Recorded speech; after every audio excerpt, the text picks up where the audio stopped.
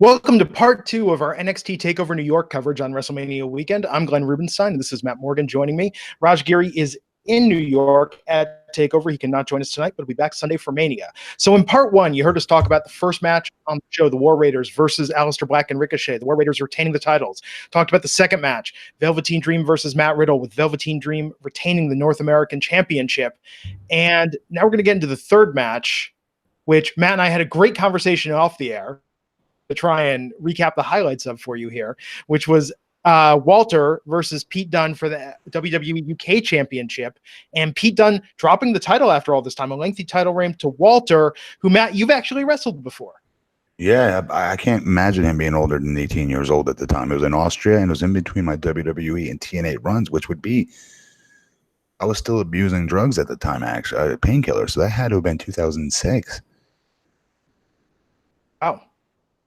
Yeah, I mean, he's had quite a career on the UK indie scene and in Europe. And you were saying before, you've said you didn't really get what the hype was. Yes. For yeah, you're breaking up a little bit, dude. Walter, tonight, do you see it a bit better after his match tonight? I didn't understand it. Sorry. I mean, I watched tonight, though, and I get it. He's improved a lot. It's just, I don't know. I don't want to say I'm a body guy because I'm not. I'm a fan of all the cruiserweights, right? Those are generally my favorite wrestlers as a fan. But he wouldn't have a shot in hell back. And I'm not saying that as some pissed off, angry, bitter veteran or something stupid like that, because I hated them when I wrestled, so I refused to be one. But I can't see myself as a 6-year-old. Like, oh, Dad, I want to look like that when I grow up. You know what I mean? I just don't see that. And I just wish he got in better shape. That's all. Yeah. Although, don't you think it sort of fits his character? I mean, so he has a name like Walter. He's got that look if I were... Yeah, I think it definitely works. I mean, you just look at him and you see sort of, I think for American audiences, a bully. You see like the big bully, the scary kid that, the Buddy Revell type, as it were, like in 3 O'Clock High, like, don't piss Walter off. He doesn't speak much, but he's got quite a temper. Yes, man. I'm not going to, okay. I don't want to keep backing on the guy because he's young and he's starting off here in WWE. He's got his big break, and I don't want to, crap on him, Well, what did you think of this match tonight? So this very much was British strong style. I mean, they were doing down to the what working an amazing match. This was a great match. This was up until now match of the night for me. Really? Definitely. Yeah. I think for American audiences, UK wrestling is seen as kind of different. So I mean that's high praise. I think especially coming from you, and given you're sort of holding you're biting your tongue a little bit there. Not being a fan of Walter, but I mean I am after the match. They built him up as such a dominant force. I had a good feeling he was winning tonight. I think that it was different styles between him and Pete Dunne. I thought that was cool. And I think the ceiling is kind of low on this guy because I do think that outside of NXT in the UK, but who knows, maybe they could do sort of, if you were going to call him up to the main roster, what angle would you take? If this was 20 years ago, I would say he'd be like Vinnie Jones from Lock, Stock, and Two Smoking Barrels, He would be a great talent 20 years ago. It's just a different day and age right now. And I think we've seen what they've done with slightly overweight wrestlers, sans Samoa Joe and Kevin Owens. They're the ones who've been able to break through. Kevin Owens with his charisma and personality, Samoa Joe with a fan following that you couldn't ignore. You just can't ignore it.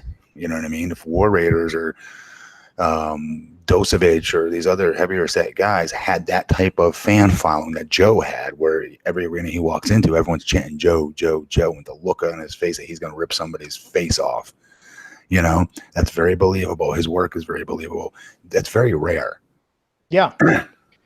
Yeah, I think it'll be curious to see if he does get called up to the main roster eventually. But I think for the UK, he absolutely could be a superstar there. And I think for NXT tonight, I think the creatives will definitely be paying attention to how he's received, and we'll see how long his title reign is. But clearly they believe in him, and they're going to give him somewhat of a push in NXT. I mean, for Christ's sakes, he defeated Pete Dunne. He broke Pete's streak.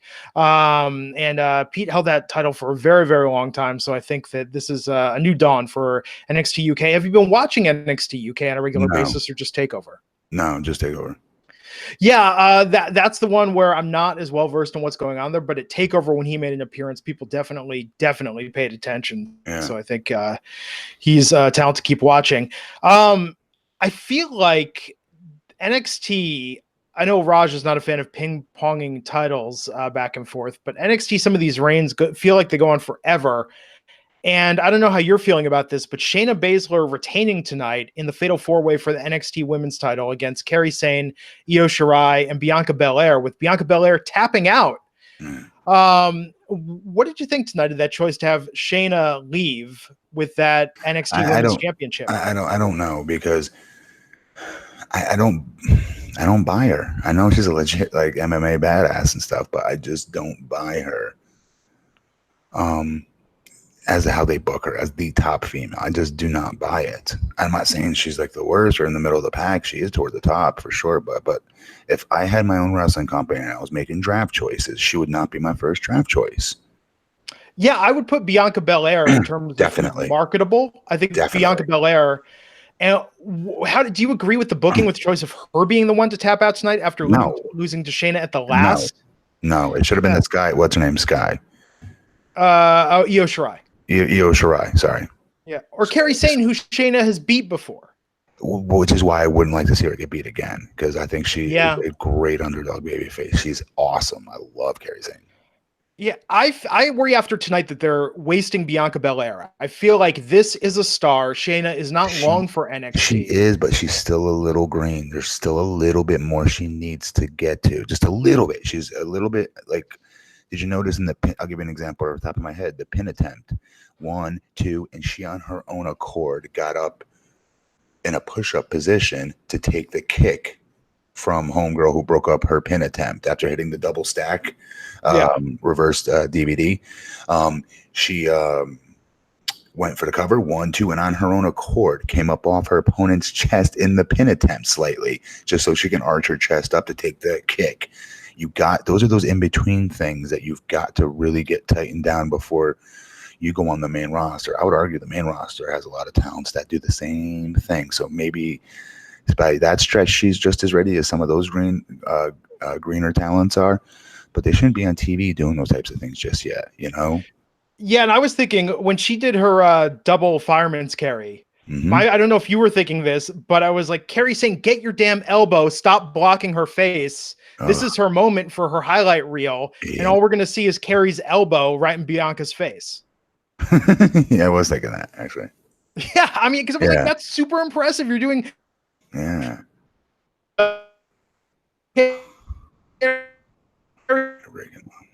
Saying, to your point, whatever she needs...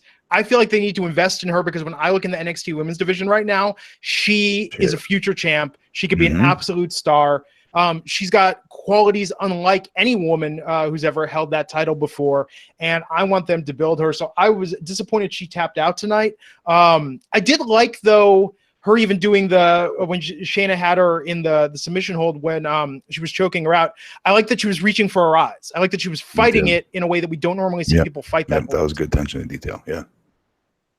Yeah, so I thought that was very good. I think Bianca still came out looking like a star, except for tapping out.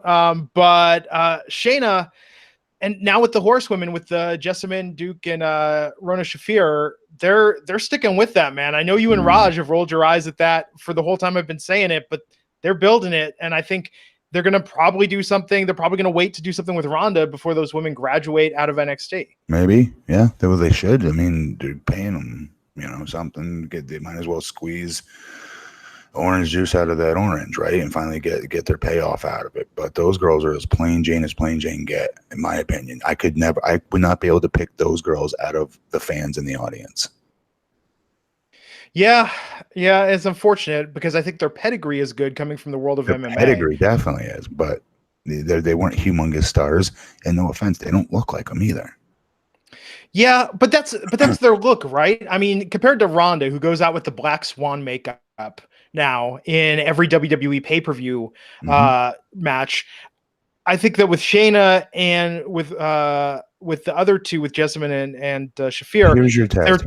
Glenn, not to cut you off, but to cut you off. Here's your test. It's called the Kevin Nash Airport test. We call it, right?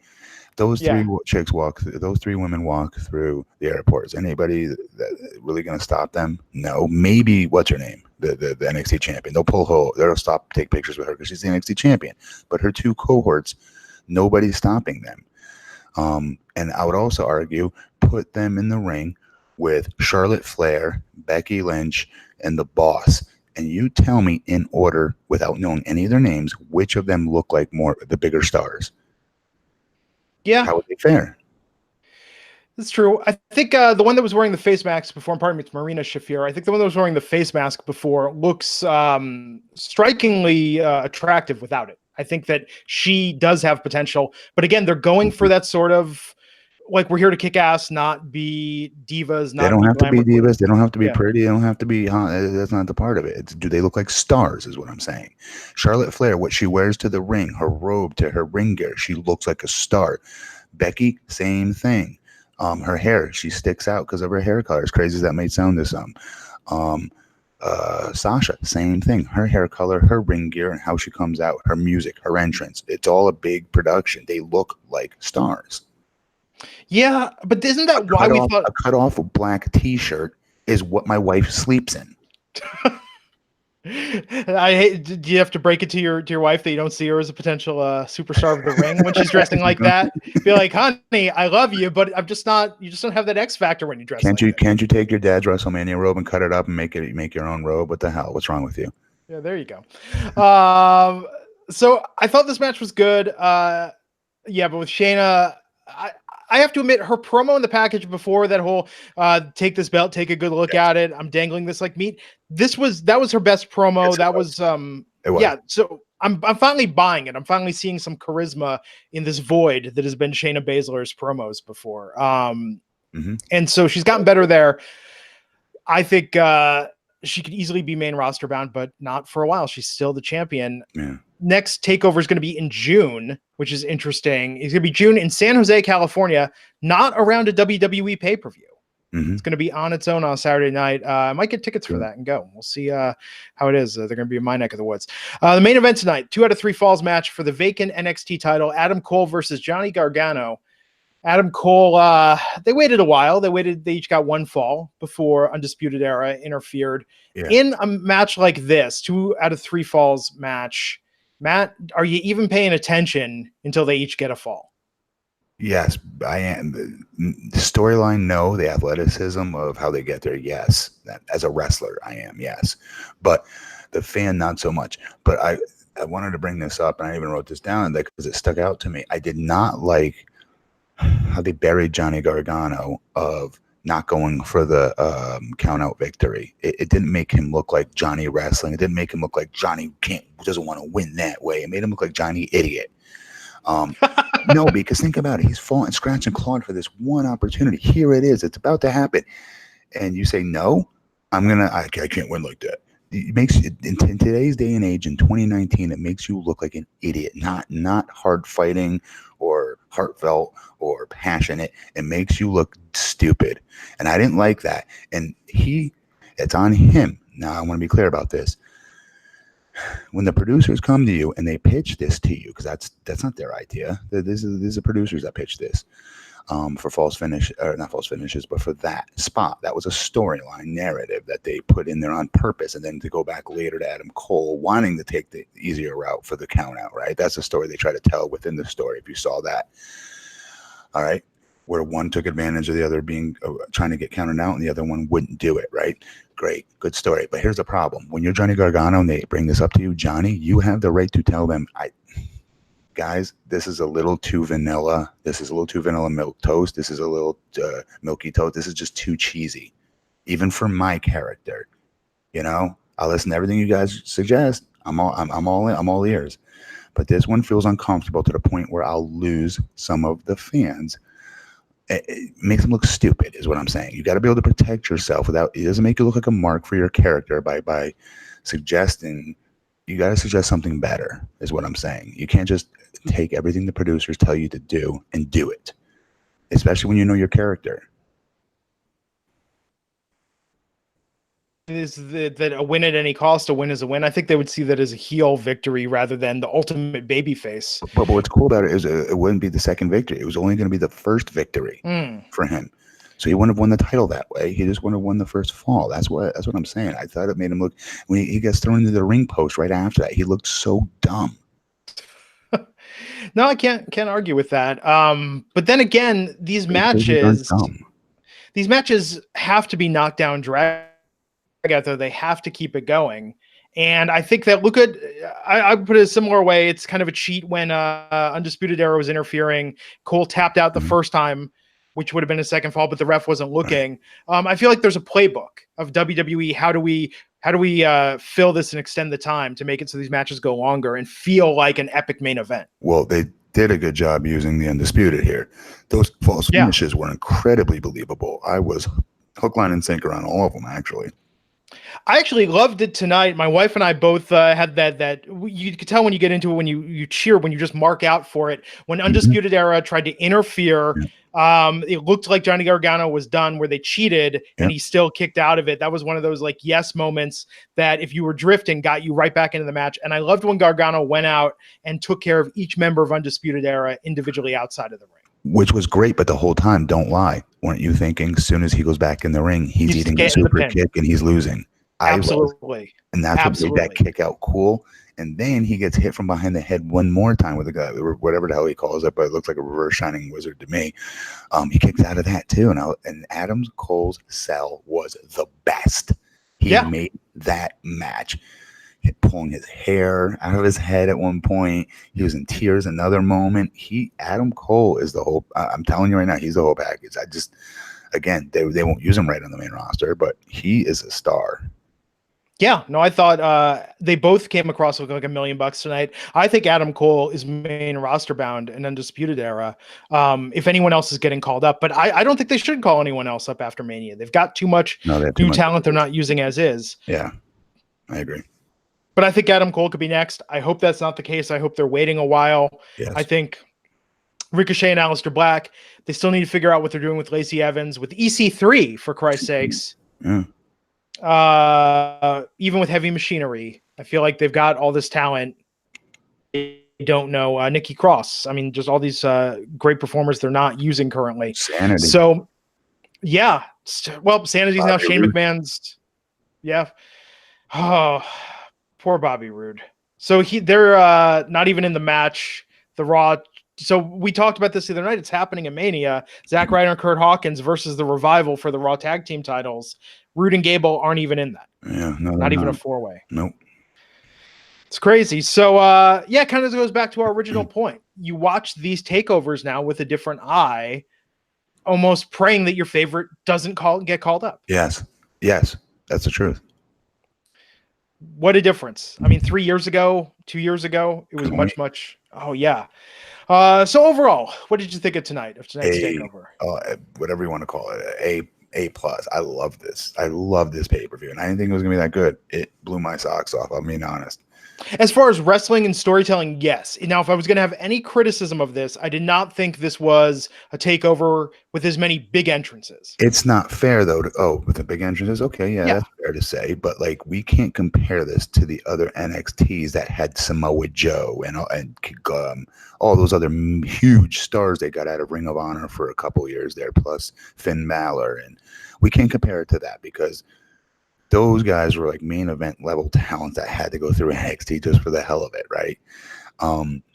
Whereas nowadays it's not so much like that. Now these are what we were told would be the more bottom of the barrel roster type of talents that are now finally getting their shot on NXT television. Yeah.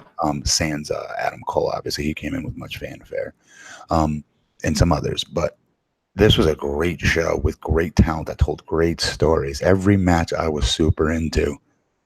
Really super into. Very solid storytelling. I think at the end, Ciampa coming out, I know we touched on this at the beginning, Ciampa coming out with Candice and Johnny. Loved it. I love was that. fantastic. I'm a guy. That's sad to say. I know everyone loves them but me. But they make me fans every freaking show somehow. Yeah. And I think that this was as solid a takeover as we've ever seen as from a storytelling and in-ring action perspective. I think the booking was really good. Mm-hmm. And I'm curious where they go from here. So props to NXT. I guarantee you this might not be a better spectacle than WrestleMania will be, but this was a more solid use of your time. I guarantee you for half of WrestleMania, getting up, going to the bathroom, trying to find something to eat. Yes. You know, figuring out other things to do on Twitter. This held my attention tonight. And to that, WWE NXT, I commend you. So we apologize to everyone for the tech difficulties tonight. This podcast on YouTube is in 2 parts. It's released as one file on the audio podcast, so you don't even know what I'm talking about.